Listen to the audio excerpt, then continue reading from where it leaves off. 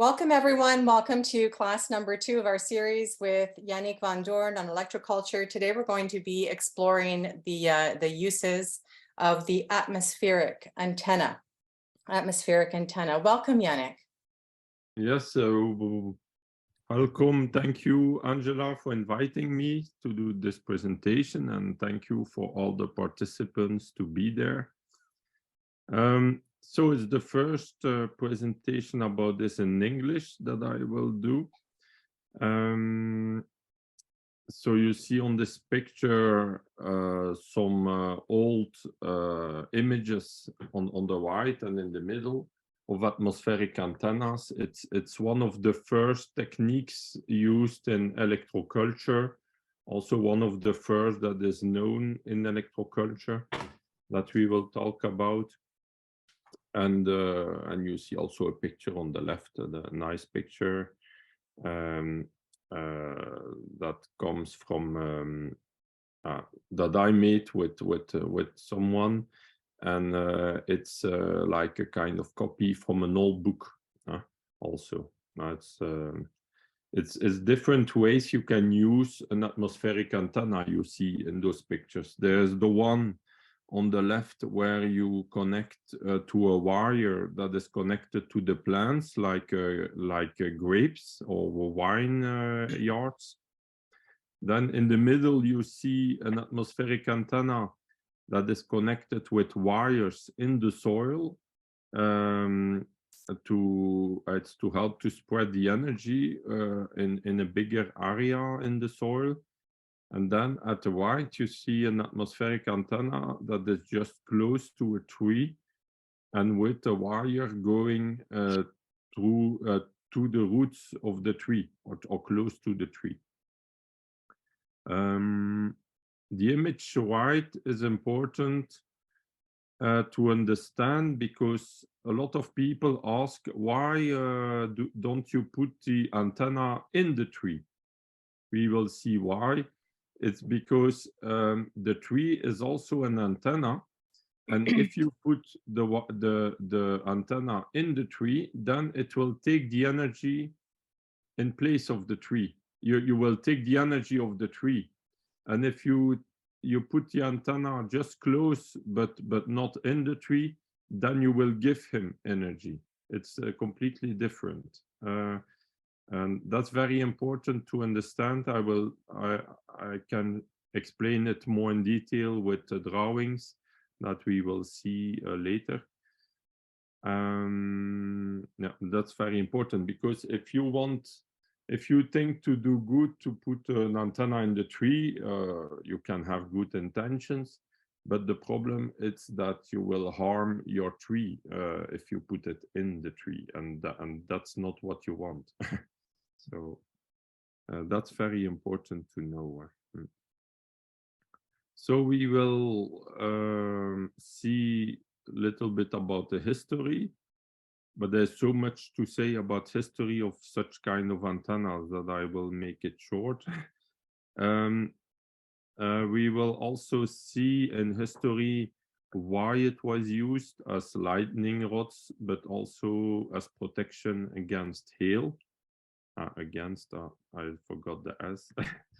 And we will see some scientific principles and operation, modes of installation. So that's the practical side. How can you do in your garden, in your fields, and then also some testimonials and results. So it will all be mixed in that presentation, but that's the summary. And I show you my new logo at the right. I hope you like it. So we go further. So an atmospheric antenna, how it works. So we will first talk a little bit how the electrical energies and magnetic energies work on Earth. So we have an electrical field between the high atmosphere and the floor of the Earth and the Earth. we have like between 100,000 and 300,000 volt. So it's we live in a very high voltage, and that influences all life on Earth. And that corresponds with around 100 volt every meter high. So it corresponds with 100 volt. But when you go on a mountain or above a big building or a pyramid or a building, you will have like 100 volt every centimeter or every inch, for example. So the intensity of the voltage will be a lot higher above structures than just on a flat land. That's also important to understand, because the plants will grow differently on a flat land than on a mountain or on a building. And then we have also the magnetic field of the Earth. We live in a magnetic field. So the Earth is a gigantic magnet with a magnetic field that we can measure everywhere on Earth and around the Earth. And also all life forms need that magnetic field to live and to evolve in a good way. If we lack of that magnetic field or that natural electrical field, then we become sick or less resistant, or it doesn't grow well. And those antennas will work depending on which antennas, but the normal atmospheric antennas will work more with the electrical field. So what we see on the left.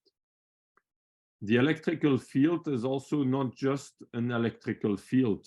It's not just a static electrical field that don't move. No, that electrical field of the Earth will also be influenced by the sun activity. When there was sunspot activity, you see that, for example, in Norway, Sweden, or north of Canada, maybe, when you see the aurora borealis, or that's when the ionosphere is ionized more because of the activity of the sun. That will influence the electricity on Earth, and so it will create like kind of frequencies. It will create like kind of information. When we talk about frequencies, we talk also about information. So that's also important to understand, that it's not just a static magnetic field or a static electrical field, but it's like yes, it's like a receiver of all kind of more subtle energies or more subtle electrical fields and frequencies that will influence all life forms too. So that's why I show that image of a frequency on the bottom. And the Earth magnetic field also, it's very similar. It's also not just a static magnetic field, it's also frequencies and influences that will be influenced also by the sun and the planets all around. Yes, so what else important to tell? Yes, when you have storms and thunder strikes, then every time there is a thunder strike on Earth, this will create like kind of radio waves,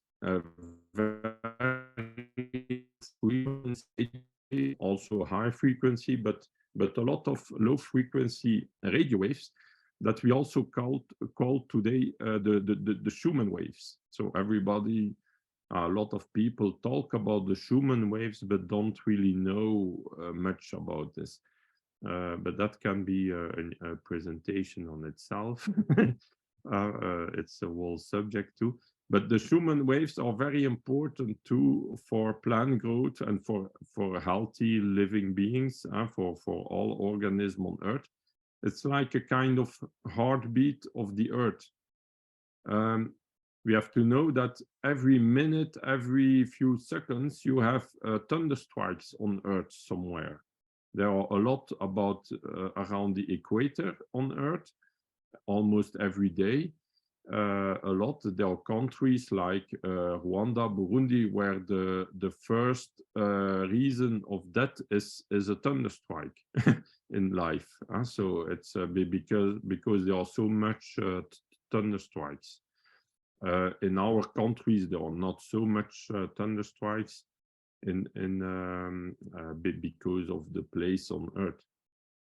But the radio waves generated by those thunderstrikes goes all over the world, all around the world. So even if there is a thunderstrike in the middle of Africa, it will generate radio waves all around the Earth.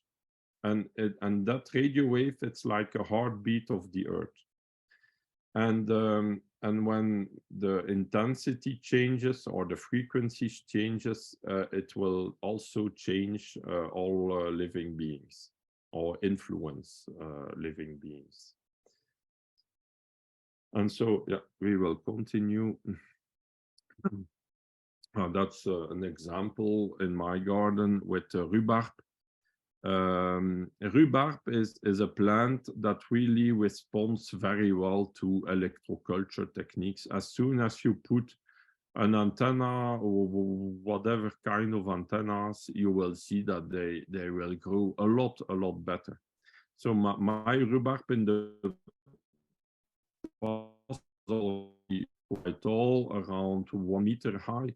But after I put electroculture, it's like every year between 1.20 meters and 1.45 meters high. So it's very big. And I see that over and over through my customers or to the participants of different groups on social networks. They have very good results on rhubarb. So and you see in the antenna in the middle, that's one with spirals and different kind of spirals, Igina spirals and Fibonacci spirals. So you can combine also. There is also a Lakowski coil that maybe you can see around my face. I try to combine different techniques too in those atmospheric antennas. That's also interesting is that you can, in most cases, you can combine different techniques of electroculture in one. You can use very simple atmospheric antennas, but you can also put spirals with it and magnets if you want, also in different ways. So you can really combine also different techniques, but each technique has its own energies. So the Lakowski coil, the Igina spirals, we will see in another presentation later, but it's good to know that you can combine.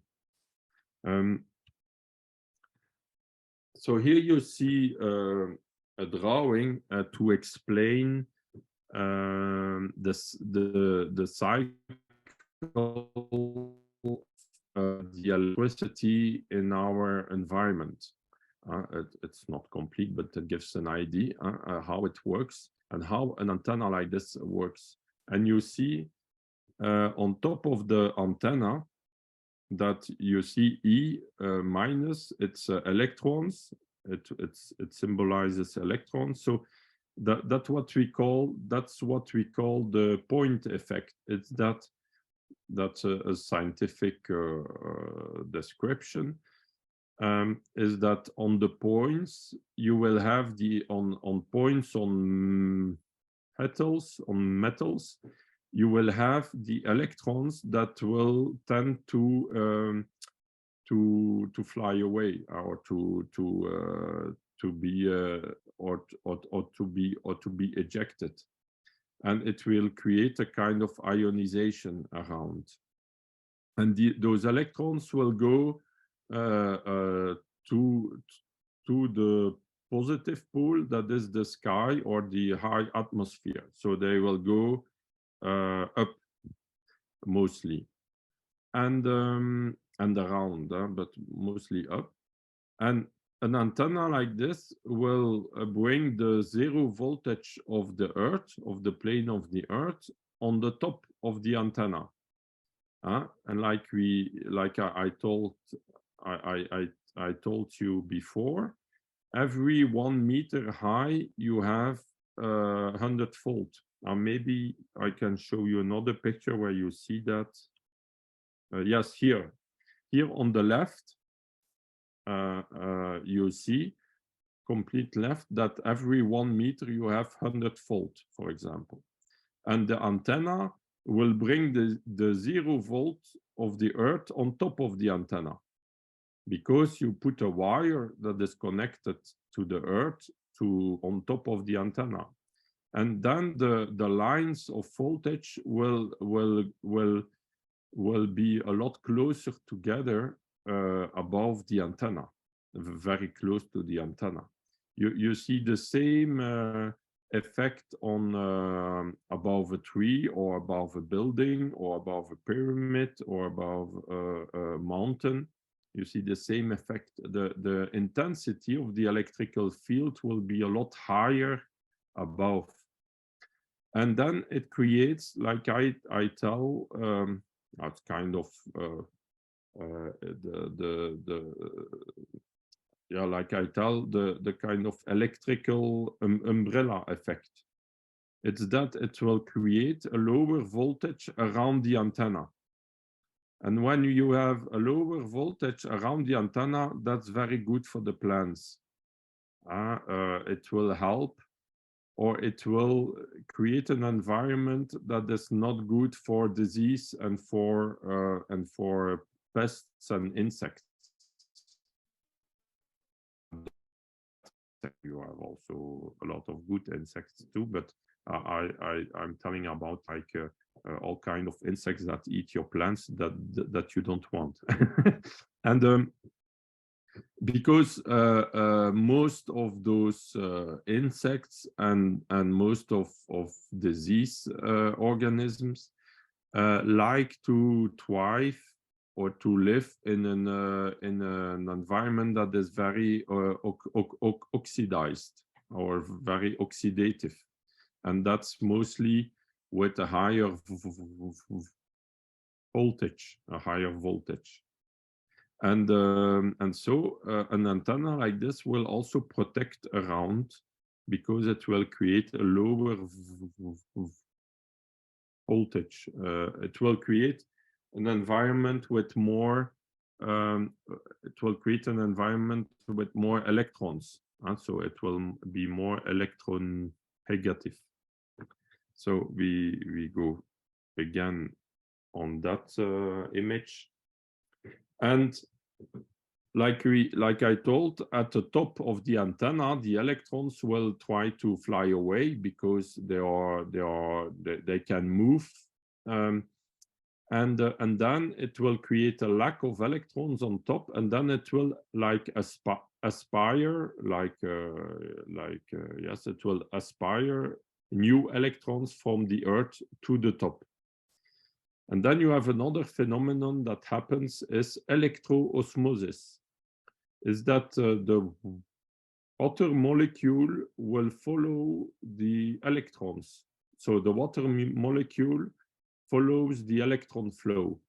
And that's why in a tree, because a tree has also all those effects, you have this up flow that goes up to the tree very high.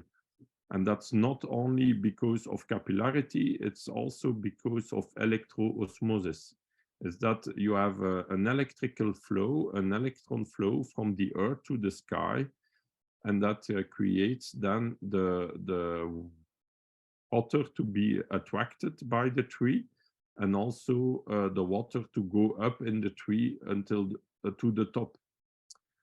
If now you connect a wire in the tree, or you put the antenna in the tree, then the electrons will flow through the antenna. They will not flow through the tree, because they will try to find the most easy path to go to the sky, and then they will flow through the wire in place of flowing through the tree. And the electroosmosis process cannot happen, because then the upflow on the tree will be stopped, or will be reduced. So that is why it's not good to put a wire in the tree, because then you will reduce that electroosmosis process. And that's very scientific effect that you can find in books, or yes, you just have to look for electroosmosis, and they explain. So you have the electrons that goes through the trees, through the antennas from the Earth to the sky. Then it's collected in the clouds, for example, and then the clouds need to make rain. That's also interesting to know. To make rain, you need like a balance between positive charges and negative charges. If you have too much positive charges, then the raindrops the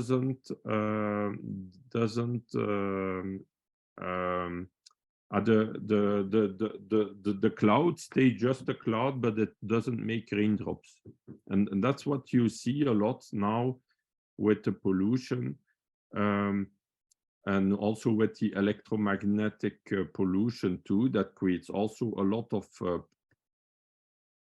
positive charges, is that you have rain clouds, but you have no rain. So it's like it stops the process. And that's also why we need a lot of trees and forests to make rain. It's not only a chemical effect, it's also an electrical effect that influences. And that's also why I will explain how those antennas protect against hail formation in clouds. Because those antennas are like also antennas that will collect atmospheric electricity and earth electricity, and they are like a communication device between the electricity of the atmosphere and the electricity of the earth. And hail, for example, that is created, the charges are built up in the cloud, but too much when they build up, but they cannot discharge regularly to the earth, and then they build up, and then it creates in place of creating little raindrops, it creates directly hail, and then it's discharged very hardly, and then the bigger is the buildup of the electricity, and the bigger will be the hail, and the bigger will be the damage. Also, the more you have pollution, the more it will charge up the clouds with that electrical charge, the bad electrical charge, and then the more you will also have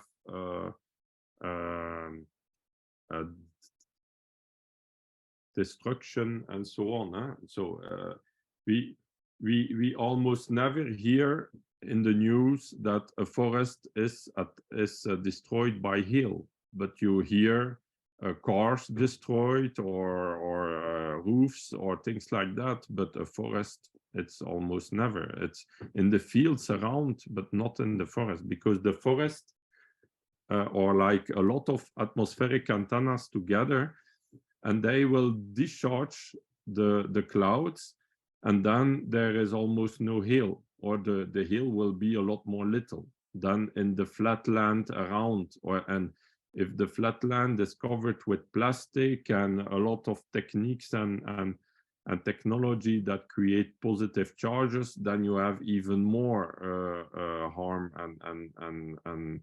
and destruction. But like the people don't understand, or just don't know, then they cannot protect themselves, and then they mostly do the opposite what is good, and you have more problems. So that's about hail. Now again to the electrical cycle. You see that the cycle of electricity and the water is very similar. It's very similar. Huh?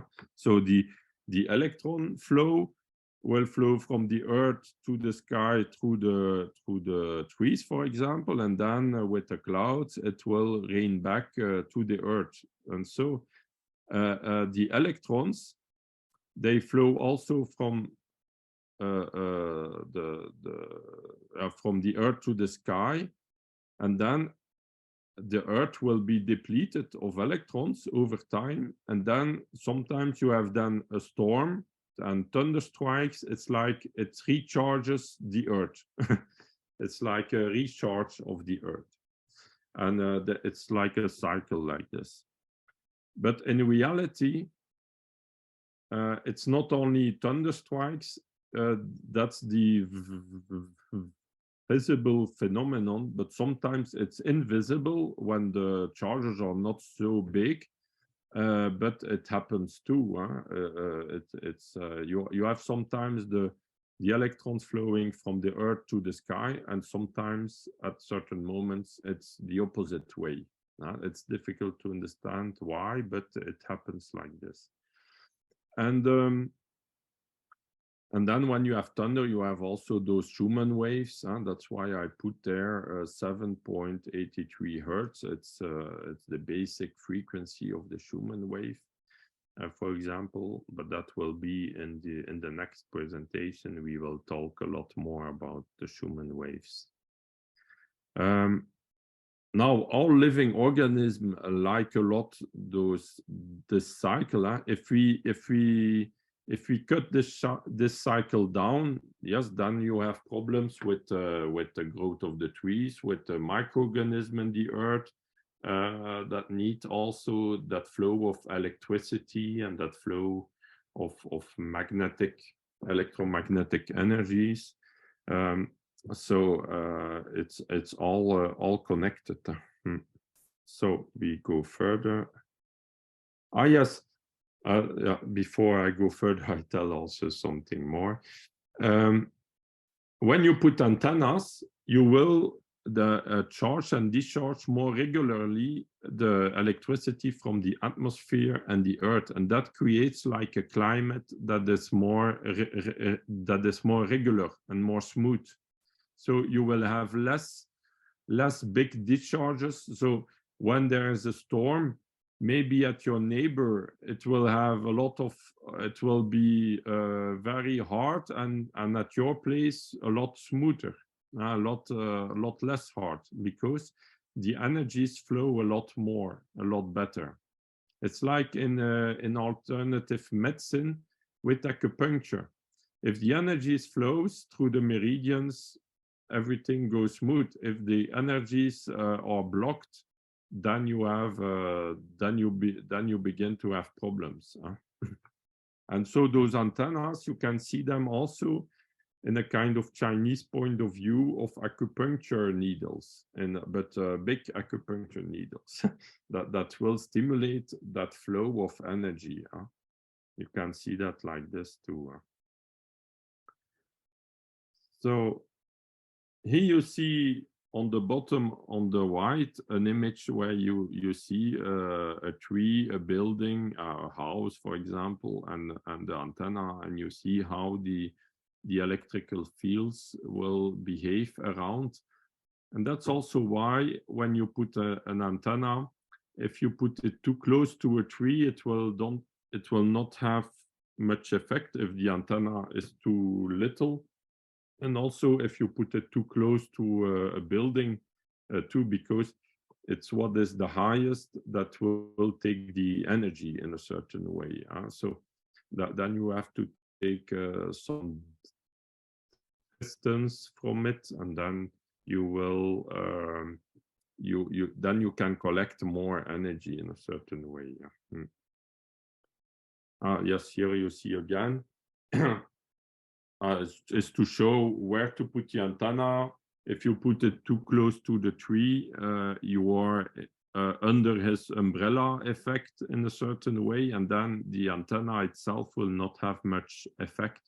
So it's better to take some distance. And how much distance?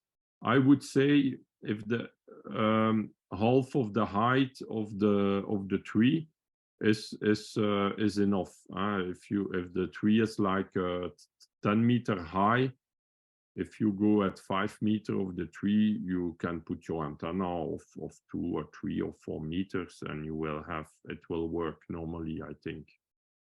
It's difficult really to know. We would need some measurement devices to be sure, but it gives you an idea. If you put at the same high of the tree, then it's no problem. Then you can be very close to the tree. But if you put it less high, then it's better to take distance. So you see also the effect of a tree in springtime. When the tree doesn't have the leaves, it still works as an antenna. And you will see that the plants around will grow more quicker in the beginning of the spring. But as soon as the tree has its leaves, then it will create a shadow and things like that, and will take also more water and things like that. And then the plants will grow little less because the tree will take the energy, and the tree will also take the light. And light is also electromagnetic waves. So, but that's very interesting to observe in nature, that close to the tree you will see, even before it has leaves, it acts as an antenna, and the plants grow a lot more quicker. And then after a while is the opposite. Also, the birds, that's explained in the book of Matteo Tavera, Sacred Mission, that you can find on internet, or maybe on my internet site, or also Angela, I think, shared the book. And here I explained with an image, the birds will also fly at certain high because of the voltage in the air. So before a storm, before stormy days, they fly quite high, for example, also insects. And when it's stormed, then the electrical field is a lot higher. And then you have, for example, every half a meter, 100 volt in place of every meter. And then the birds will fly lower. It's not that they have an altimeter, they cannot measure the altitude, but they measure the voltage, probably, and insects too, because it creates a kind of energy. When the bird flies, you have their feathers, their feathers that will how to say that that will Rub? what? Rub? Yes, friction? yes, there will be an interaction with the air and it will lose electrons.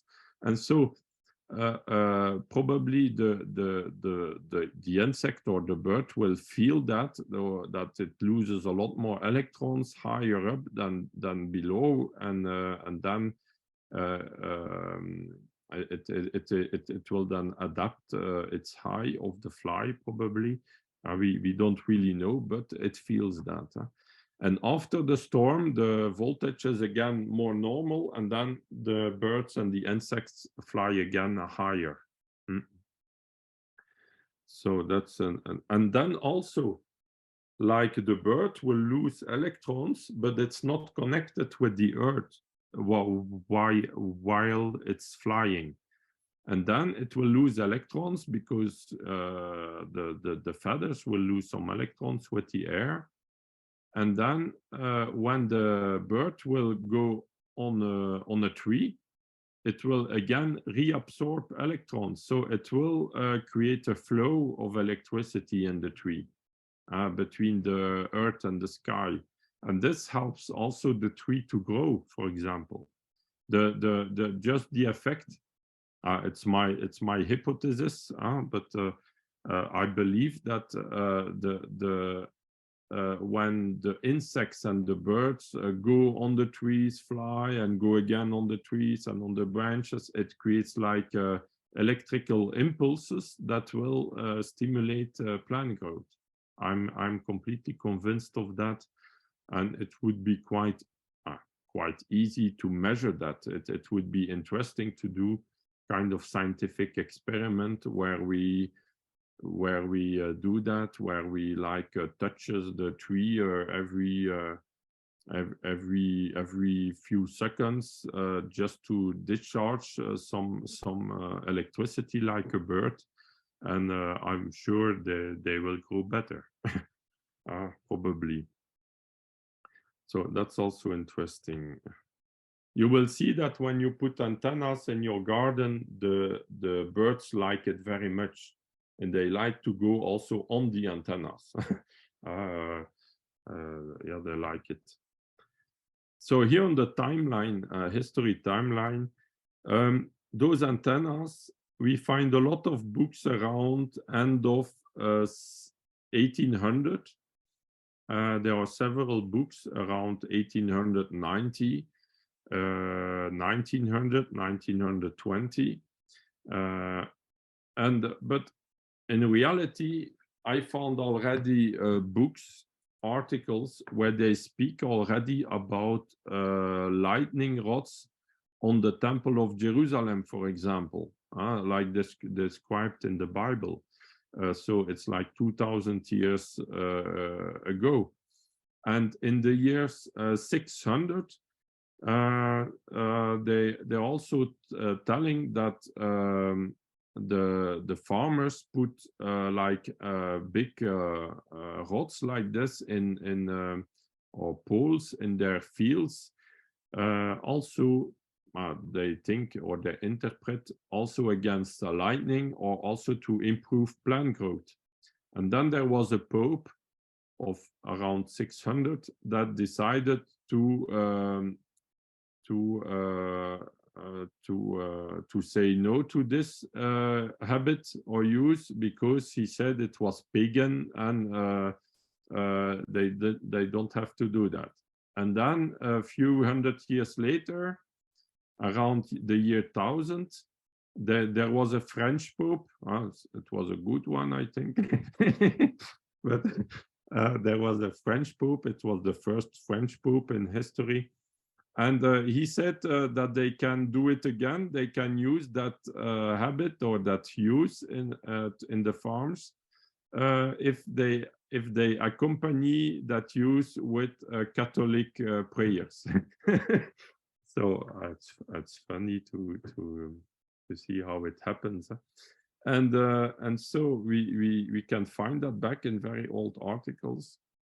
And then we don't hear about this anymore during a few centuries, several centuries. And then we found back again in books One famous book is the book of l'Abbé Berthelon in 1783 or 84. It was still in the times of the king in France, before he died and before he was killed. And he wrote a whole book about the electricity of plants in that time and those kind of antennas to improve plant growth. So it's very interesting. And then 100 years later, there were a lot of scientific research around 1890, 94. You have an agricultural high school in France that did a lot of research with that kind of antennas, with very good results. You have the book of l'Abbé Paulin about this, and also some other books. And I hope, for the moment, those books are in French, but I hope to be able to translate them and to publish them in the coming, as soon as I can, but everything takes time, but it's in the project to help to publish that. But you can find the books in French already on paper format that are published again with some editors. And if we find the PDF, then we can easily translate it in all languages we want. But it's interesting as in a historical perspective. And then in the years 20s, then you have Justin Christofleau, that is a French researcher, not a pioneer, entrepreneur.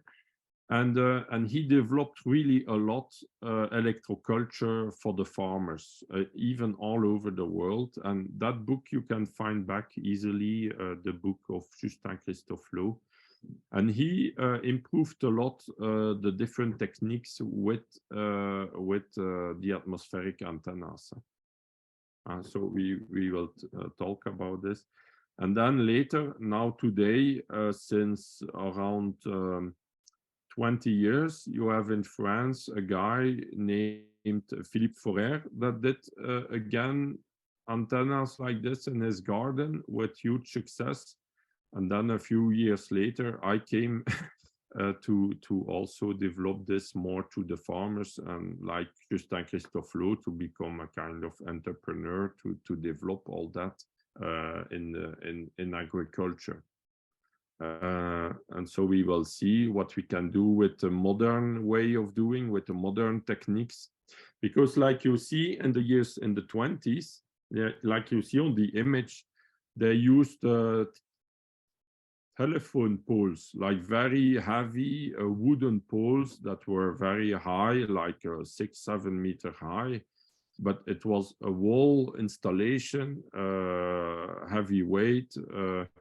So it was difficult to do if you want to do it in a whole field with all kind of poles like this. It's a lot of work and a lot of investment.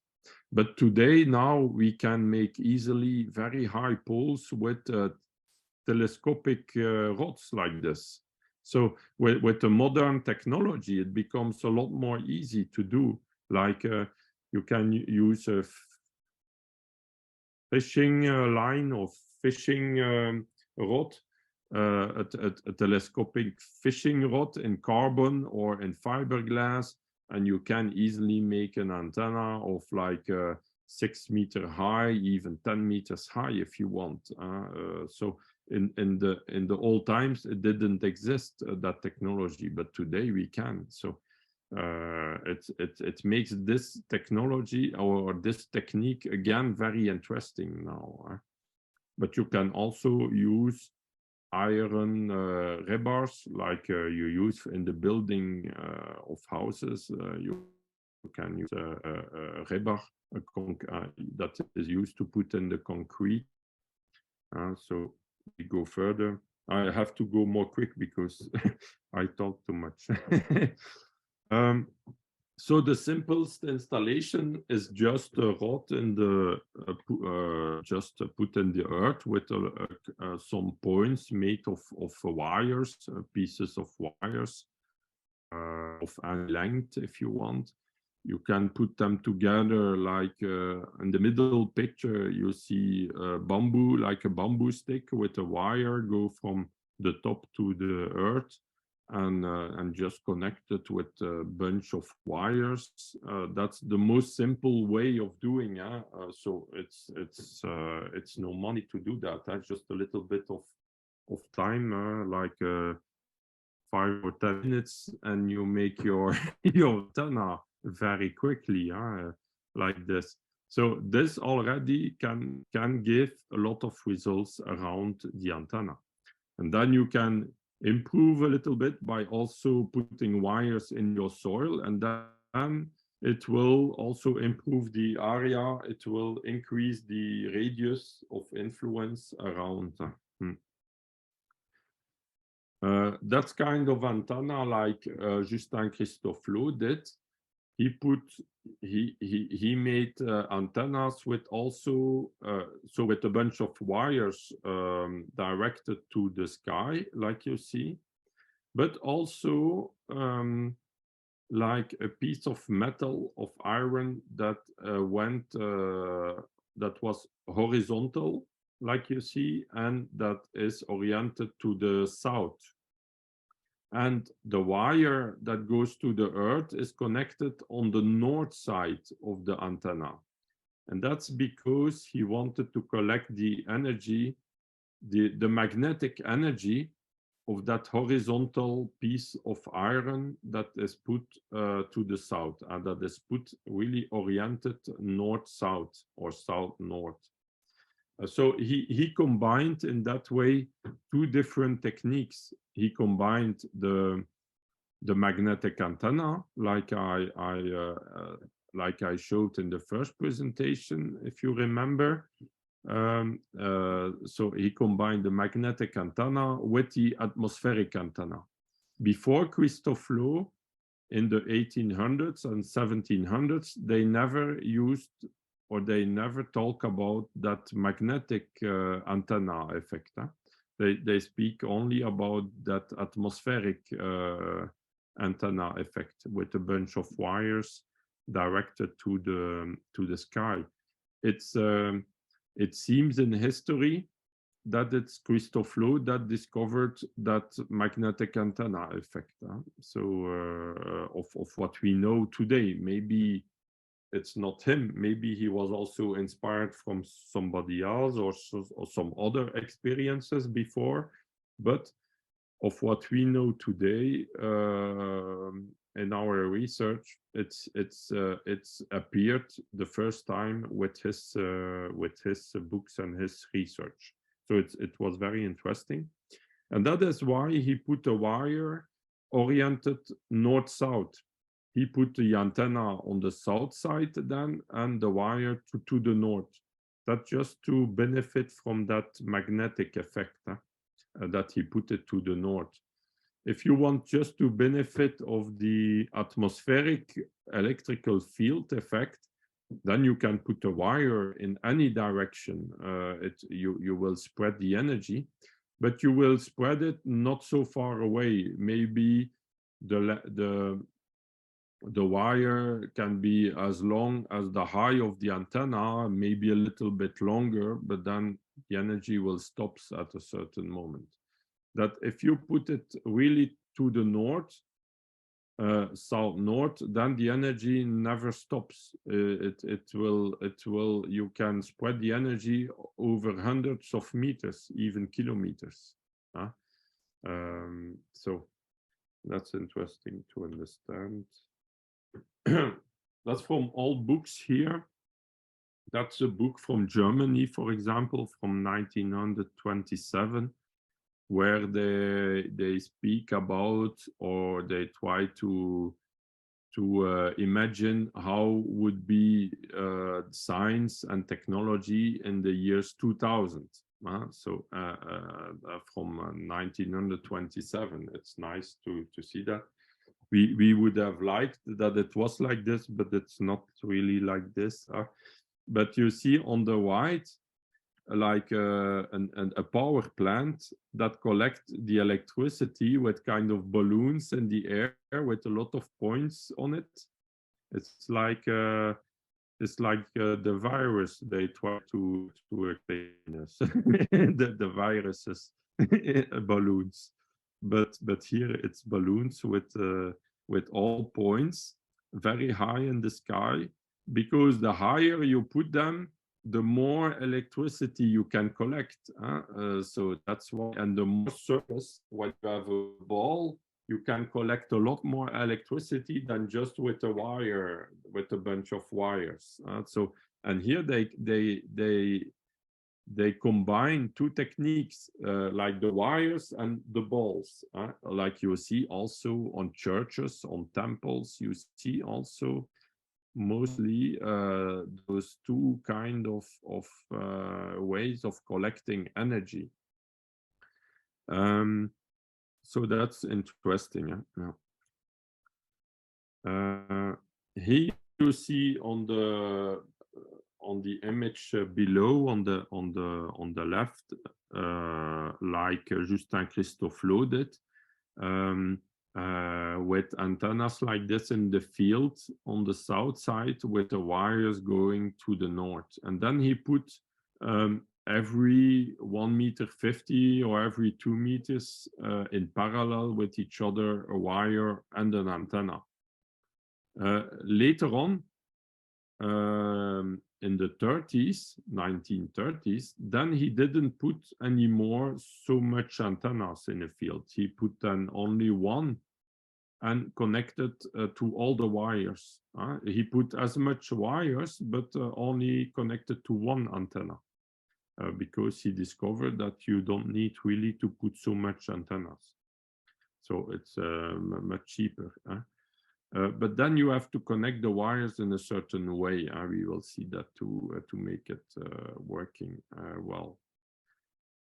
You see on the picture on the right, on the bottom, that's the field with the same plants, but with the antennas, you see a lot more plants and vegetation. And on the top, on the right, you see a lot less plants, but you see the antennas further away in the depth of the picture.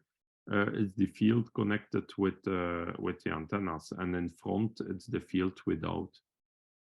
And so you see a lot. The plants are a lot more little, a big difference. So this was on 12th July 1926. It's written. And on the left, on top, you see an analysis of the minerals of the plants that were yielded. On the left is the column with electroculture, and on the right without. You see, for example, on the second line, you see calcium, calcium. You see 2.6 with electroculture and only 1.6 without. So that's the calcium in the plants. So you see that the plants were bigger, like you see on the pictures, but also the nutrient content was a lot higher, and not just a little bit higher. It's almost it's sometimes the double. Like for example, potassium, the third line, it's 1.12, and without electroculture only 0.43. Stickstoff. So stickstoff is nitrogen in English, nitrogen. So is the fourth line. You see 0.35 with electroculture and only 0.17 without.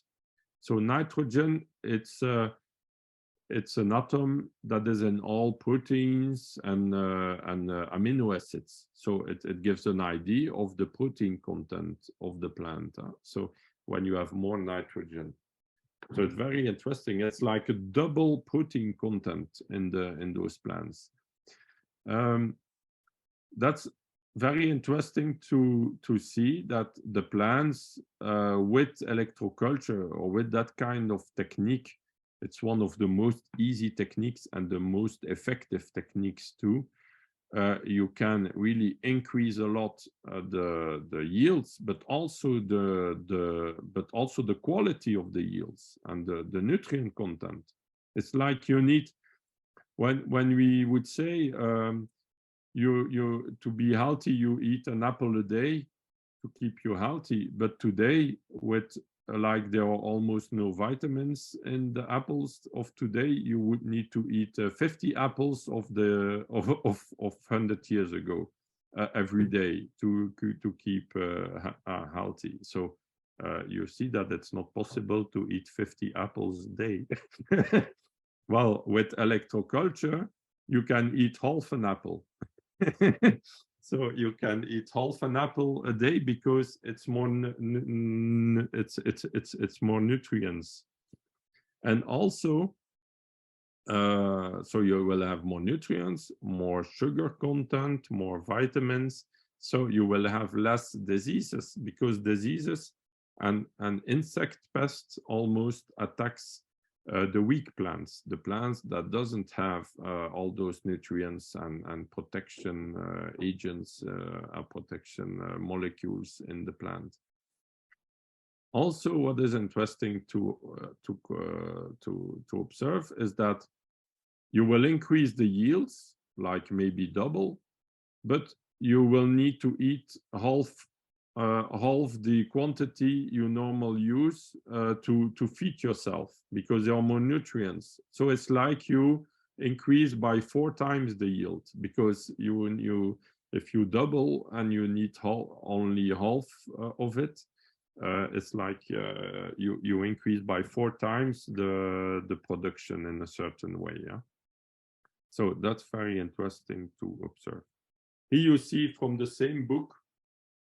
So it's a book where they copied the work of in Germany. And that time, you have to imagine, in the years between the 2 world wars, there was a competition between France and Germany, and Germany tried to buy the patent of Justin Christophe Low, but he didn't want, and then they copied him.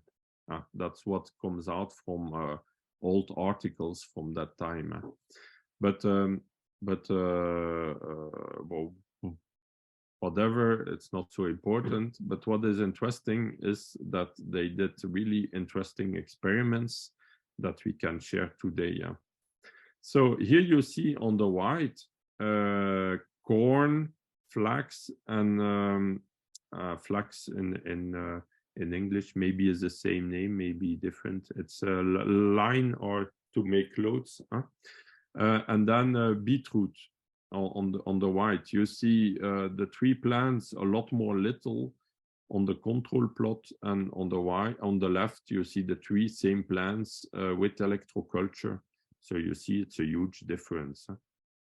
Now, if you would have put artificial fertilizers, maybe the plants will be also bigger, but they will have less nutrient content, and they will be a lot more sensitive to disease, and with electroculture not. So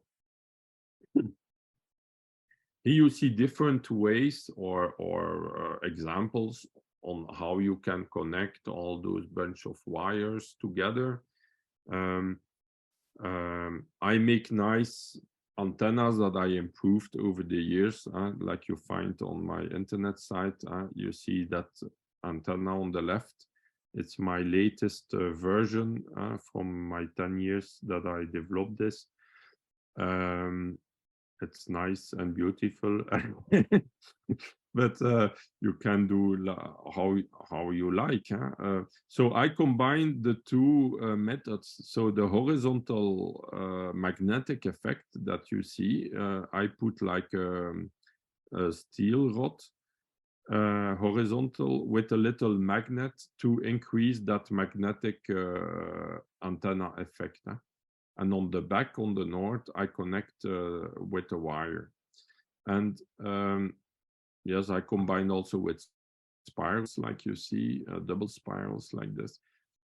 On the images you see, you can use a tube, for example, and put the wires inside and then clamp them together. You can use also other things. You can also just take a wire and wrap the wires all together in a bunch around the rod, and it will work too. The most important is to connect electrically the atmosphere with the earth. It's really the higher you will put the antenna, in my eyes or in my viewpoint, how I explain it. So you will hear a lot of people telling about electroculture. They have all their hypotheses, their ideas, but with my experience, my viewpoint, it's quite simple. The higher you will put it, the more you will have effect. And then you can improve the effect also by putting more wires, like to make a bunch of wires, or to put that horizontal magnetic effect with it, or also to put spirals with it and different things like this. You can also work on the length of the wires if you want, because probably it's like a radio antenna too. So if you put different lengths, you will collect different frequencies, and that would be an interesting approach of research. It's to see if we have antennas with different lengths, if they work better or not, compared with antennas with wires of the same length. But in theory, probably it will work better, but it would be interesting to examine or to experience that. Yes, this is from images that you can find also in the book of Justin Christophe Lowe, how to connect the wires together. So I told already, on the antenna on the right, you can just wrap a wire around like this. But if you connect in the earth with the wires that are oriented north-south, then you have a way to connect them like you see the image on the left. You have to wrap them in a certain like this. Why? Because if you would do a U-turn, then you will cut the energy of the magnetic effect. It's just because of that. For the electrical effect, how you connect it, it's not so important. But it's for the magnetic effect, you have to see that like a flow of energy, and it doesn't have to make a U-turn like you see in the middle of the image on top. He put a second wire that connects the two wires together, and that's to be sure that that flow of energy goes through, because otherwise with those two circles, maybe it will not be enough connection to flow that magnetic energy. Yeah. So we continue. Here you see that new idea since 1 or 2 years to use telescopic rods or poles, and then you can really make a very high antennas very easily that are very strong. Then you have to make your antenna very lightweight, otherwise it will move too much when there is a storm. And also when there is snow, and Canada, you can have a lot of snow. So then in the winter time, it can be good to put them in a way, because if the snow goes on the antenna, it makes heavy weight, and then with the wind, it moves too much. So, but if there is no snow on the antenna, it's okay. like you see, yes, you see in my garden, that's a picture from my garden. You see that there are wires of electricity, or it's not electricity, it's the telephone wires in the sky go over my garden. Well, you don't have to put the antenna below those wires, otherwise it will not work. You have to put it a little bit beside or at the same height if it's close, because otherwise you have the same problem of that umbrella effect, but with the wires. So it's the wires that will collect the energy. So it's good to put the antenna a little bit further away from it. A few meters already, it's okay if it's not high. But never put an antenna like this below high voltage electrical lines, because there it's not authorized to, because it's very dangerous. Otherwise, the high voltage, if there's a lot of electricity in the air, it can like jump on the antenna, and then it can be dangerous. So never put it too close to high voltage lines. Yes, just to know, important to know. So yes, that's to put, if you make your telescopic antenna, you can use like a screw like this that is used to screw in the earth. Now it's quite new, since a few years you can find this in markets. It's used also to put a parasol or an umbrella in the garden, but you can use it to put your antenna, and then the antenna will be a lot stronger, because if you just put the pole in the earth, and the earth is humid, very humid, then, and there is wind, then the pole will not be really fixed and it can fall down very easy. But if you put like a screw like this, then the antenna will really be well fixed in the earth and will not move much. It works very well.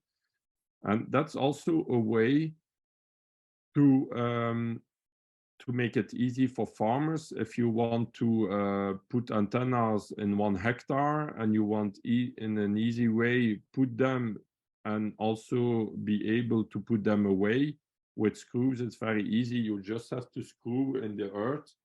It takes 5 minutes. You put your antenna, and at the end, when you want to yield your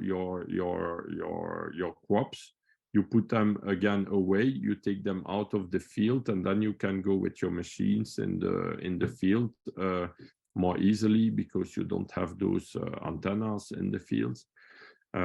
And so it's a very easy way to use those antennas. And like you see on the picture on the right, on the bottom, you can use the iron rebar. If you make just a little hole inside, then you can also use the rebar, and then I would advise maximum 4 meter high with the rebar, with the iron rebar, because the rebar is a very heavy weight, and so you cannot go as high as with a telescopic pole. That's why. But it works very well. It's more cheap. A rebar costs only maybe between $5 and $10 in the shop. In euros, it's around 5 to 10 euros. So if you take a telescopic pole, it will cost like 30, 50, 100 or euros or dollars. It's also not much money, but and if you find in the flea market some old telescopic poles or fishing lines, then it's almost nothing. So it's no money for the benefit you can have. Today they sell apples, €1 an apple or €1 a tomato. So here you have to invest maybe a few tens of euro, but you will harvest a lot more. You will harvest a lot more. So here, for example, what you can harvest, Here you have sunflowers with heads that are like close to the world records of here 76 centimeters diameter. That's one of my contacts in the electroculture group. And here also strawberries that were like 42 grams each. So it was really wonderful at that place. Huh? Now we will have all different results, but in most cases it will always be more than before. So it's interesting. Yeah? So here another example how you can use those antennas. That's examples you find in the book of Justin Christophe Lowe too. So he connects, for example, with the wires that are used to hold the trees or the apple trees or the grape vines. It's good to connect them to the earth too, or close to the because it will have more effect. Like you see, there's a wire connected close to the plant between the wire and the earth. Huh? So there is a wire that connects it, because then it will work even more and better. But it's not, if you don't put that wire, you will also have effects. But if you can put that wire, it will even increase the effect. So you see some examples. Yeah, other examples to show the comparison with antenna from Justin Christophe Lowe. I make the antennas a lot more cheaper, because if you would need to do exactly like Justin Christophe Lowe did, it would cost hundreds of euros to make that today, because it's the way it is made. But to have the same results, you don't need to make it like he did. He did it like this because of his time, in the context of his time. It was like this. But today, with our knowledge and the materials, you can make it more easy and have as good results. I have some customers and contacts that had like 30 grapes on each plant in their fields with an antenna, and that they made just a homemade, very simple antenna, just a bunch of wires in the sky. It was 7 meters high, if I remember. And in the book of Justin Christophe Lowe, it's written he had like 35 grapes on each plant. So it was very close. So it's quite the same results. Also, for example, in the book of Christophe Lowe, he writes about parsley that is around 1 meter high. So it's very high and big. And I had also some customers that had parsley of 1 meter high like this with such kind of antennas. So you don't need to do it exactly like Christophe Lowe. You will have also good effects if you do it more simple way. Before Christophe Lowe, in the years 1800, they also had testimonials of very good results, and their antennas were just, for example, the antenna of the brother Paulin in 1894 in the High School of Agriculture in Beauvais in France. His antenna was just a bunch of copper wires in the sky, very high in the sky.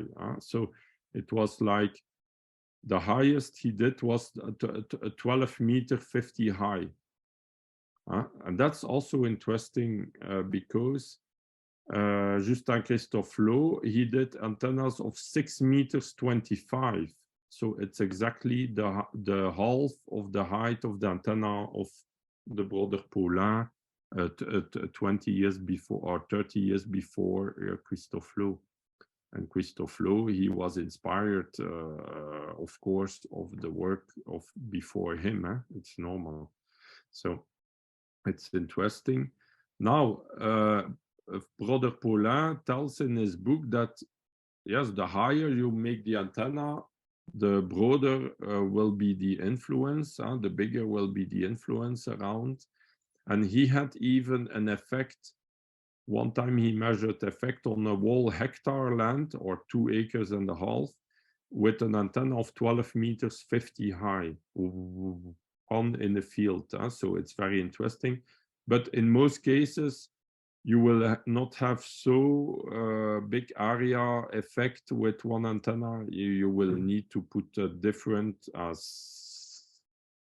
several antennas in 1 hectare. I would put like around 10 to 20 antennas of 4 to 6 meters high in 1 hectare. Then you are sure you will have the energy all over the place. So here other images, how you can do. Here we were talking about Father Paulin, or I tell brother or abbé, or here it's abbot, or it's a father. In those times, it were always the religious people that did the science. It's only after the French Revolution that it changes. that they in the beginning of the French Revolution, they killed a lot of priests and so on, and then they wanted to make schools, but they discovered that they didn't have teachers. And then they authorized again religion, because otherwise they would not have teachers. So, but that's a history of France.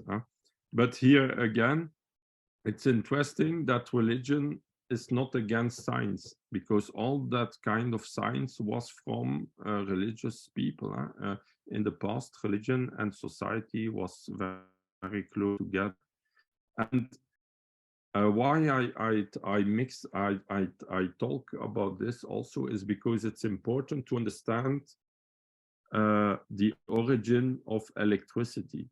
In the past, in religion, they in the Catholic religion of our Western world, there were, and probably it's similar in the other religions of the world, because you see also kind of antennas and things on temples of all over the world from other religions too. I don't want to monopolize on Catholic religion, but it's what we know here. And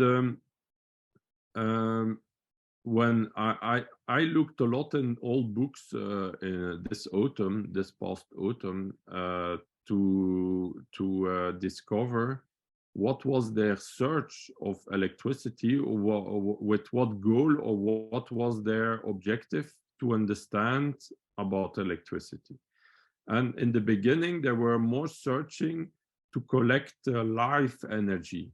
They were more searching to collect from the sky a kind of electrical fluid, or a kind of electrical phenomenon. In that time, they didn't know about voltage, amperage, and all those things. They didn't know about this in the 1700s. That's only later on that they discover, they become more precise in their description of electricity. And in the beginning, they discovered just that, like we would see with thunderstrikes, storms, rainwater, so electrical influences, the plants grow better. So they were thinking, we have a kind of living energy in that electricity. There's something that influences life. So then they connected, for example, electricity. They collected in jars, in bottles, what we call the Leyden jar and things like this, in bottles, and then they connect with electrodes to a frog or muscle, and then they see that the muscle contracts, or that the frog, it's like he lives again. And then they were really thinking, they are touching, or they're discovering from where is coming life energy. And their goal was really to to understand what is animating life or what influences life. And then they developed a lot of techniques to heal, like we can find in alternative medicine. Already 200-300 years ago, they developed a lot of electrical techniques to improve health, because it was like bringing again life energy to the body. And it's only in the 1700s that it changes the viewpoint of electricity, and that it became they begin to use electricity to make some machines running or things running. And then you had Benjamin Franklin that came. It's kind of symbol that was completely against religion. And in religion, you want to find the sense of life. You want to understand what is life energy, and that's when you have a mass in the church. It's about you receive life energy from Jesus in a certain way. So it's really that symbol or that habit or that use. But then Franklin came, and he was a Freemason. And they tell now in the books that Franklin discovered the lighting rod, but it already existed 2,000 years before him, or 1,500 years before him. But that they don't tell in our books, in our schools. And but you can find that in the books. And then Benjamin Franklin had a theory about electricity that was very mechanistic, very materialistic. And then they changes completely the research and the viewpoint of electricity. And then they were not anymore searching for life energy. They were just searching how to collect, produce more electricity to make machines running. But they were not anymore looking officially about the influence on life. And I would say since the years 20s, 30s, it was completely flipped away, censored, and they put all electroculture also away. So we continue. That's just explanation of the history a little bit that I discovered. So here you see an antenna like you see from the Fort de Paulin on those two images. That's a book. I was searching for the origin of that book of Fort de Paulin, and then one time I went to St. Petersburg. It was in 2018, because there was a lot of propaganda against Russia, and so I was very curious, and I wanted to see from inside. I took the plane. I went to St. Petersburg to see how is life in Russia, and then I went to the library of the Research Institute of the Vavilov Research Institute. The Vavilov Research Institute is an institute that exists since 1838, and that collects seeds from all over the world. It's like a seed bank of seeds of all over the world since 1838. And even during World War II, the people that worked in that institute, there were people that died from hunger because they didn't want to eat the seeds that they collect to preserve them, and they from hunger. So they really, it's an institute that really has, it's very important for the whole world. It's really a lot of, and they have also a library with more than 1 million of books, with very old books too. And also books in French, because all the books in Russia before 1914 were in French, in French. And so I went to that institute because I was thinking, I'm sure I will find some documents of electroculture there that has passed by or survived all censor and over time. And then I found that book of Father Paulin from that research from France. That's a book that you almost not find anymore in France. But since then, I found it also now in France, but it was not easy. And so it's very interesting. And one day I will also edit it. But it's mostly about those antennas, like you see the picture. And you see on the picture on the left, so an original drawing of that antenna, and you see that it's noted 12 meter 50 on below. And he said that the surface of influence was 250 square meters. So that's interesting to know that an antenna of 12 meter 50 in that book is written that the surface of influence was 250 square meters. In that book, I've read also that there was a Russian agronomist. He put an antenna like this connected to a kind of bucket, a large bucket of water with a kind of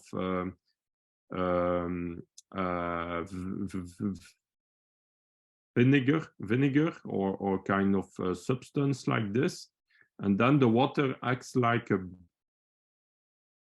battery. Then the water is like a battery and can build up a lot more electrical charge. But he just did that experiment, and then he wanted to touch the water, and he had an electrical shock and he died because it was too much electricity. So that's very interesting because it shows, like in the book of the German book I showed, that you can really collect atmospheric electricity and then charge up batteries that you can use, for example, and transform in electricity that can be useful also. So you have to be careful when you make very high antennas. It can have some electricity, or when you build up the charge in fluids. Sometimes you have to be careful. So what is good to do is always to connect a wire to earth the fluid, so the water, that you have also a wire that goes to the earth, and then it will not build up too much charge, and it will work too. Because you can like this, yes, you can like this energize the water. If for example, if you want to energize the water to give to your plants, you can just connect to the wire of your antenna, and it works very well. So here an image to explain or to show again the idea, the theory that I talked about, that you have 100 to 300,000 volts between the ionosphere and the surface of the Earth. So it's between, on 50 kilometers high, you have so 300,000 volts. Here an old image of para-hail, so antennas used against hail, to protect the fields against hail. I have a testimonial of a farmer close to Lyon in France, where in places where you have a lot of hail every year, you have a lot of damage in the fields. And since he had put antennas to round towers, but you have also similar effects with round towers, he didn't have any hail anymore, so he didn't have any damage anymore. So it's very interesting to observe. So it's his observation, and it's already more than 5 years that he has antennas in his fields. Yeah. So here you see a very old image from 1820 around, yes, 1820. And you see that from an old book. And you see like a village with very high poles, like kind of antennas. And you see also in the back, in the fields, all kind of high poles like this. So that's one of the only images we can find, or that I found, about that in the fields that in the 1800s. So it's very interesting. And it's written that they use wooden poles and with ropes of straw. So it were ropes of straw that were used as the metal conductor. It were ropes of straw from the top to the earth. So it's strange, but probably straw, like even a wooden pole, have certain effects, have also a conduction capacity of electricity, but less than metal. Straw probably has more conduction. If we imagine the context, if it's like stormy weather, it rains, then the straw, the rope will become wet and it become a conductor. So it's probably it's an idea. But it's interesting.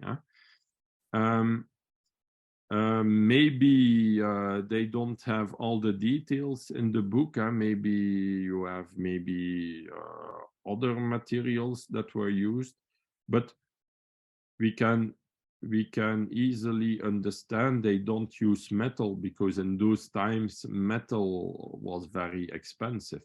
Today it's very cheap in comparison with our what we earn. In those times they were very poor. They were rich in another way, but they on material level they didn't have so much possibilities as today. Here another that's interesting in relation to Canada, because they speak about electrical Niagara, like the Niagara Falls.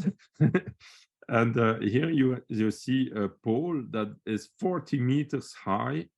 And this was put in the Beaujolais, and that's the region where you have a lot of hail in history and every year in France. It's a region where you have a lot of farms, a lot of wine growers and apple growers too, but they have a lot of hail damage too. And so they have put like a pole of 40 meters high, for example. So they knew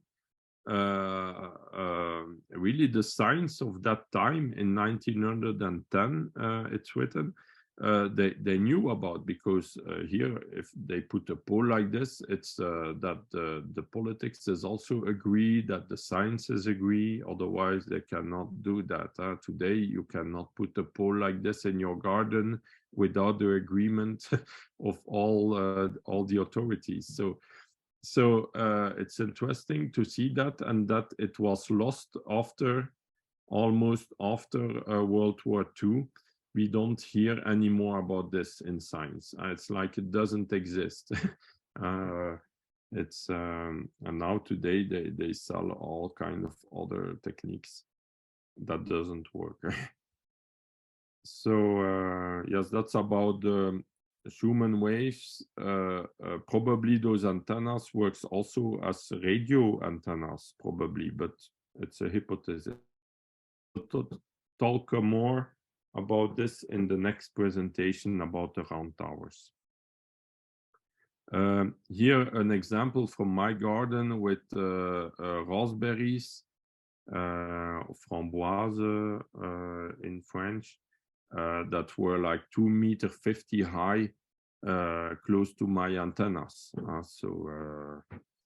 It's in normally they become like 1.50 meters high, but as soon as you put an antenna, you will see, if you put now an antenna like this close to your raspberries, you will see they will become like half a meter or 1 meter higher easily. And sometimes I have a customer or a friend that has raspberries of 3 meters high, sometimes 3 meters. So it's very, and they become like trees with branches with raspberries on it, in place of having just one stick with the raspberries, the flowers. You have like really branches on it.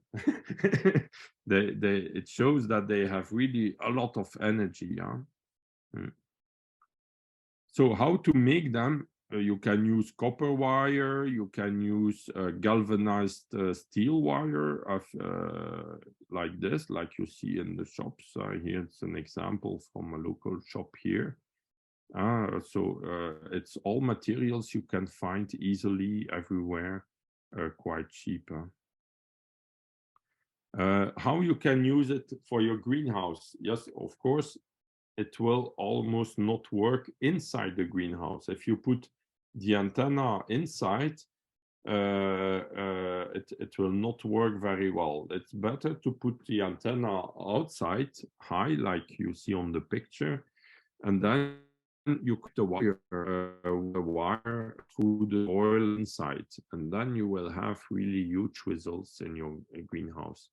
Last year, I've put that greenhouse you see on this picture. That was the first year of that greenhouse.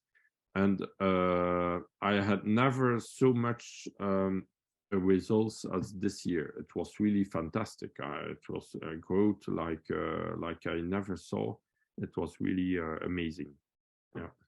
And no any disease I had, I had a very little problem, but I don't know the name, that sometimes the tomato at the bottom was a little black, but it was only at a certain place. But almost no problem, no mildew, nothing. It was really a big growth. Yeah. But I did not only this antenna, I did also a lot of different techniques of electroculture. So it's difficult to say what are the technique that work the most when you do different things together. But for sure, I'm convinced the antenna had huge effect, because I had another greenhouse that you see on the left, and there I didn't have the antenna. And I had a lot less results in that other greenhouse. So, and otherwise I did almost the same crops, also tomatoes and some other crops. That's a picture of different ways you can energize the water. But this is a picture where there is an element more. That is a beeswax capacitor or beeswax condensator. And that's also a whole subject. You can put that in the line of the electricity flow, like a beeswax capacitor is like 2 plates of copper that are connected to the wires or the electrodes, one to the antenna and the other to the electrode or the water or or what you want, and in between the 2 plates you put beeswax. You put the 2 plates like around 1 centimeter from each other, or half a centimeter. Are close to each other but isolated from each other with beeswax. And beeswax has also specific properties. It's like a cosmic antenna. There is even a book called Beeswax, the Cosmic Antenna.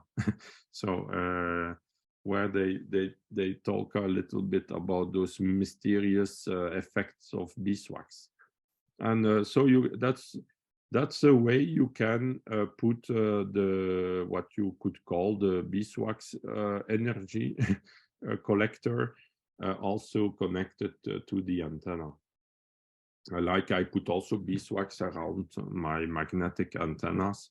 Here you can also use it like this. This works very well to energize the water really very well. Also, yes, also to energize water. When you energize water like this and it freezes in springtime, a little frost, or like -1, -2, you will see that the water will not freeze. And the water that is not energized will freeze. It can have huge effects like this. When the water has more vital energy or organ energy, you will see that it will take longer time to begin to freeze. More energy in a certain way. Here you see different drawings, how you can use an antenna. You can just put the antenna in the soil without anything more, or you can put, like you see on the right, like an iron fence or metal fence around, like in a radius or 1 or 2 or 3 meters or even more. If the antenna is very high, you can put the fence further away in a circle. And then I showed with the plants how the plants will grow. It will create like an homogeneous energy field in comparison with outside of the fence and inside of the fence. You can also use it like on the left with two kind of fences put in the earth. And then you will also have that kind of effect. But I don't really use it like this because it's a lot of work. I try to work less, but you don't need to make it so complicated. But the idea on the right is interesting. If you make like a tower, little tower, and you put a lot of organic material like your compost and everything, you can just put an antenna in the middle and it will grow even better. You will have record results and fantastic results. It's very easy to do. That's very interesting testimonial and scientific research. It's from Martine Kerel. She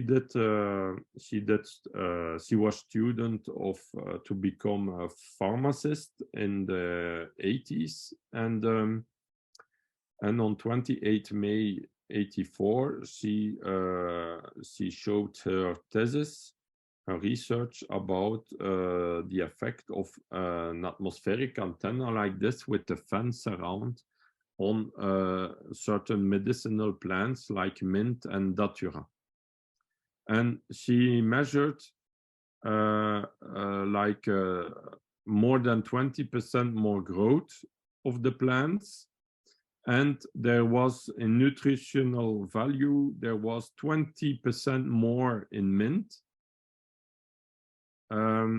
Yes, it was in dry matter. The dry matter they measure in science of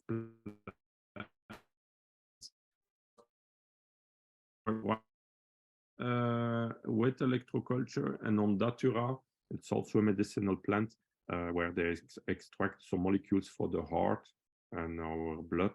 And there she had 30% more dry matter.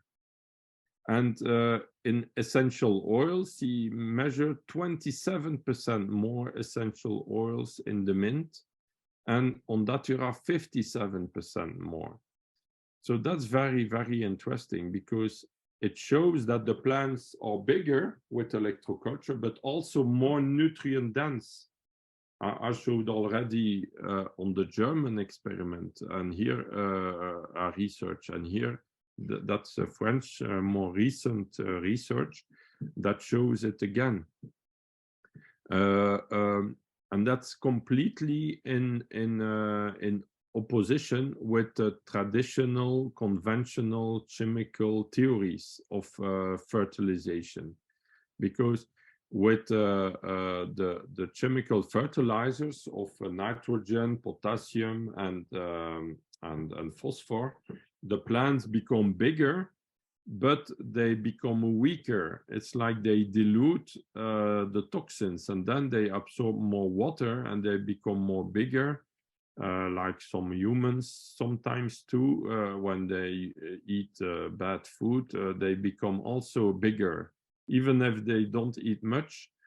Well, the plants, it's quite similar. Then you have to dilute the toxins, otherwise you die. and the plants, then, like you take a lettuce, if it's grown with chemical fertilizers or with bad energy, and it becomes old in your fridge, it will rot. It will begin to rot, and then it will smell very badly. And when you have a good organic lettuce, in most cases it will not rot. It will just dehydrate, and it will just dry out, but it will not rot. That's a big difference when how you can measure also the quality of the energy of a crop or fruit or vegetables. It's how they will preserve over time. So that's one of the secondary very beneficial effects, is that the plants grown with electroculture, they will preserve a lot longer time. So you will be able to hold them very a longer time in winter than other crops. Yeah, so that's interesting phenomenon. Also, sometimes people think, yes, if you if the plants become bigger, they will be less they will have less nutrient content, but that's because they have that thinking or that idea, because that's what we see mostly with artificial fertilizers. But with electroculture, it's the opposite. With electroculture, you have to see this completely differently. It's when the plant feels good, is in the good energy, it will grow naturally bigger, because it's in good energies, and then it will have also more nutrient content. And with artificial way of fertilization, there's the opposite. The plants are like forced. They don't feel good. they are like forced. They are like yes, they are forced to grow, and they have then nutrients that are sometimes toxic molecules because of the stress, and in comparison. So it's not only the nutrient content, but also the quality of the nutrients that changes too. An example there is, yes, we have a lot of examples like this. Yes, I wanted to give an example of GMO corn, for example. If you take organic corn and GMO corn to birds, the birds don't want, or the rats, they don't want to eat the GMO corn. They just want to eat the organic corn. They will only eat the GMO if really they have nothing else to eat.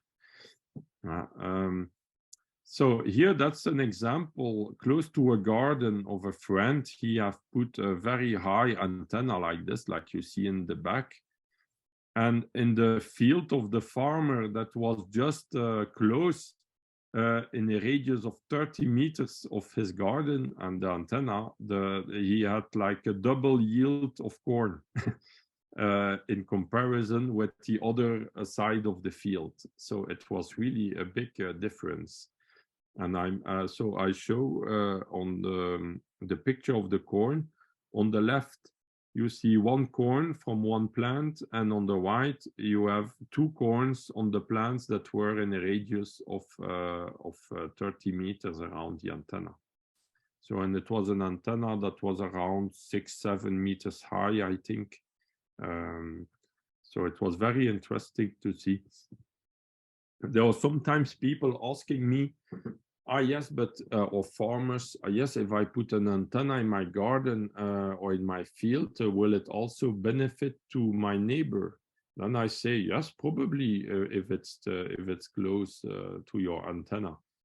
And then if they are good-minded, they will say, yes, it's nice. And if they are bad-minded, then they say, no, I don't want to benefit to my neighbor. Then I don't want to put the antenna. But it's very good. You will radiate positive energies, and it will be good for everyone around. Here a picture of the same garden on the left, and the antenna and the cornfield. Here at the chicken coop, you can also use electroculture to improve the well-being of your chickens. For example, you can put an antenna and connect a wire under the place where they lay the eggs, for example, or also connect the wire with the water they drink, for example. This works very well too. So it's a nice picture. Yes, if you put antennas under the egg and the chicken, when they breed the eggs, it will breed in 20 days or even less in place of 21 days. Normally, it's 21 days for chickens to make a little chickens. But with the energy of the antenna, you will gain like 1 or 2 days. And I saw it already in a breeding machine. I put some electroculture techniques, and it's always almost 1 day before that they come out. So that's very interesting. So other examples how you can use with the wires, and I show with some plants how they will grow. If you connect an antenna with a wire to the north, then you will really see the difference between on the south side and the north side. If you don't put a wire to the north and just stick in the soil like this, then the effect will be all around, and the closer to the antenna, the more you will have effect. Here you see this on the right. The closer to the antenna, the more you will have effect. But if you put a wire fence around, then the effect will be more homogeneous, will be more equal. Also, with like on the left, when you have a wire under the soil like this, oriented south-north, then you will also see that effect, that the further away from the wire, the less effect. And almost 1 meter away, you will have almost no effect anymore. That's why Christophe Lowe put wire every 1.50 meters or every 2 meters, but it's better every 1.50 meters or even closer. If you have enough wires, you can even put every 50 centimeters too. It's even better. So that was at a garden of a friend of Raphael that had also huge sunflowers. So we have seen raspberries respond very well, very quickly to electroculture energies. Sunflowers too, you will see huge results with sunflowers. Also rhubarb too, but most plants, lettuce too. I had a friend, he in his greenhouse, he has put magnetic antennas and basalt, and then the people around, they call his greenhouse the Chernobyl greenhouse, because everything became very huge, enormous, and they didn't understand, and then they called it the Chernobyl greenhouse, like from from the Chernobyl catastrophe. But it was really amazing, and he had ledges of 50 centimeters diameter. So really huge ledges in his greenhouse. So here, that is a book. Below you see an old picture of the book of Justin Christoffel, the original book, or one of his original books. I have also an original book that I found that is older. That is a book that you see on the picture from 1925 around. And I had found a book, one of the first little, that is from 1920. I'll show you. That's this one. So, yeah, let's see. That was probably one of the first, because there are not so much pages, less than the other, and yeah. So, very, you see. So, over time, every year we find back old documents, new ones. We are never finished. Sometimes people find back in the libraries of their grandparents somewhere, or on the flea market, or somewhere. It comes, if God wants, he shows us. So here you see on the top in my garden with the lupine plants for the flowers that became huge too. Are very nice. Yeah, how to install close to a tree. That's a friend close to Lyon that has made his antenna, and you see topinambour, or in English, Jerusalem artichokes of 3.50 meters tall, so it's very high. And then also it's not a potato, but what it's under the soil, it becomes really very big, like as big as a big potato. It's not a little, so it's also more easy in the kitchen to prepare prepare whatever you want for eating. Because in the past, people didn't like that very much because it was little, so it was much work to make it clean and everything. But with electroculture, it's a lot bigger, so it becomes a lot more interesting as a vegetable. Also, it grows almost everywhere, so it's really easy to grow, and you can hold it the whole winter. Also, in the soil, it doesn't die from the frost, so there's not really a problem. Now, the frost in Canada, if it's -20, I don't know, but if it's -5 or 10, it's no problem for that plant. Yes, again, another friend that shows his huge cauliflowers with his antennas. Was very happy with. That's a friend that had raspberries of 3 meters tall, 2.95 meters, to be more precise. And you see the picture of his antenna in the back. He put also some Egina spirals that were very interesting. And also he had a zucchini that became really very big, like 2 meters in diameter, really very big ones. And I has all with almost no fertilizers, or just organic fertilizers. All my friends, they don't use chemical fertilizers, only some organic material or manure, and some.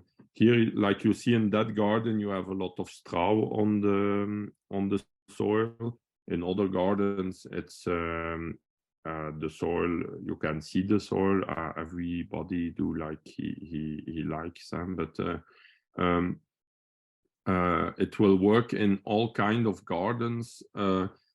It's good to have practices that stimulates life in the soil, because it works together with electroculture. So the more you will stimulate life, the more electroculture will also stimulate it, and the more you will have effect. If your soil is dead, electroculture will help to stimulate life, but the improvement will be less than if it's already living. So it's logic. But it will also work, but you will have less results than if you have already a lot of organic material and a lot of good microorganisms in your soil. Another example of another guy, that's a guy that just followed my videos a few years ago, and then his daughter told him, did you send your testimonial to Yannick, to the guy from who you learned those techniques? And then he was thinking about this, and then he sent me an SMS on my phone, and it was written, look, because of you, look at the difficulties of harvesting, because he had to carry his daughter high up to yield the tomatoes. And in the past, he never had so huge tomatoes in his life. He normally they became like around 2 meters high in his garden, and there he had tomato plants of up to 4 meters high. And this was just with iron rebars in his soil, dressed to the sky and connected with wires in his garden. It was so in his garden there was no copper. Sometimes people now are telling copper there, copper here, it need always to be copper. No, it depends on the techniques. For atmospheric antennas, you can very well do the antennas with iron and or galvanized steel. It will work also very good. Or you can do it also with copper, but it doesn't really need to be copper. So if you have iron wires, it will work very well too. So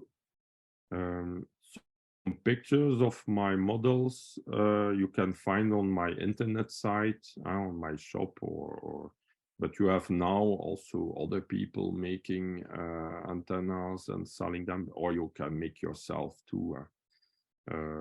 If you want to support my work, the most easy is to go on my shop and buy an item that you can use, or it will be very useful for you. Or you can, or if you want to make me a lot of pleasure or make me happy, you can also just send your testimonials. That's what makes me the most happy. So here some books or titles of books you have in English. You have about those kind of antennas. The best book would be Electroculture from Justin Christophe Lowe. There will be other books coming out in the coming weeks and months. You will see, because now electroculture is developing fast, and so different people are writing their testimonials and sharing them, and I'm also making books, new books. And I will also make a book about this technique. I hope to be able to bring it out and also in English. But first I do all my books in French, because it's for me most easy to write, and then directly after it will be translated in English too. So I hope you appreciated the presentation, and I give the word to Angela.